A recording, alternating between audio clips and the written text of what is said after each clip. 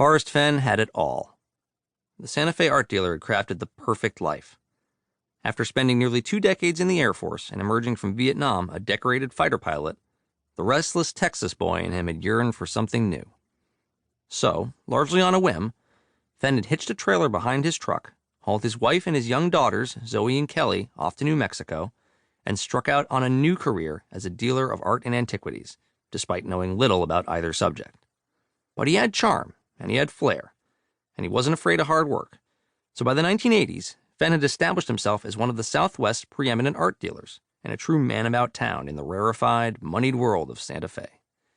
He hobnobbed with politicians and counted celebrities like Robert Redford, Suzanne Summers, and Gerald Ford among his clients and friends.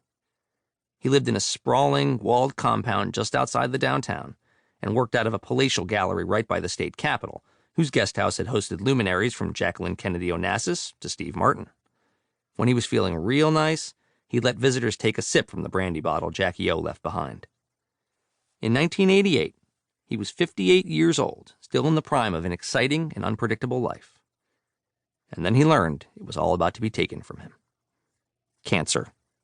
A big, angry tumor embedded in his inferior vena cava, under his right kidney. Doctors weren't optimistic. They gave him a 20% chance to live. 1 in 5 odds?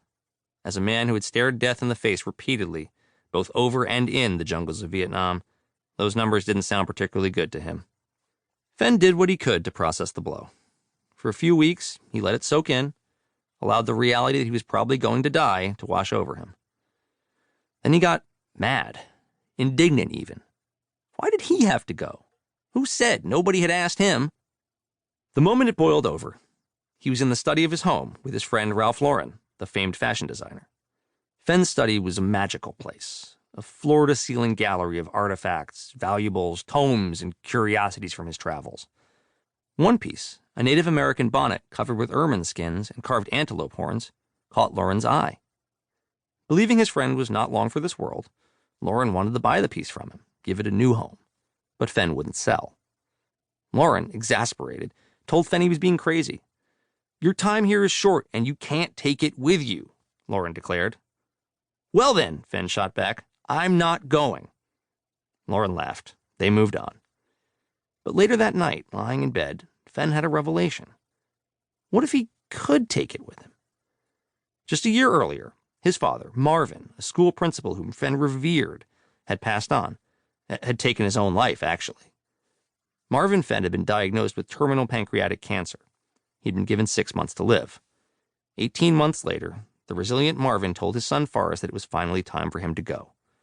Marvin was going to take 50 sleeping pills that night, he said, and that would be that. Forrest pleaded with his father to wait. He had a plane, he said, and he'd fly up the next morning. The father matter-of-factly told the son that by then it would be too late. It was. Rather than being upset, Fenn saw wisdom in his father's controlled exit, saw it as a dignified way to go. Fenn liked the idea of taking charge of his own departure, but he also liked the idea of taking it all with him. What if, he mused, there was a way for him to do both? An idea started germinating in his head. He would get a chest, fill it with valuables, gold, jewels, artifacts he'd collected over his years in the art world, and seal it up tight. It would be a real-life treasure chest. Then he would write a poem, more of a riddle, really, containing 9 distinct clues in consecutive order. If the clues were solved perfectly, they would lead the finder directly to the treasure. But this treasure map in a poem wouldn't just lead to Fenn's treasure chest. It would bring the reader to Fenn himself. Fenn planned to take his chest to the special spot identified in the poem, take pills, as his father had, and quietly leave this world. Eventually, he believed, someone would solve his riddle, and there they would find him in his eternal rest, his sun-bleached bones, and with them his treasure.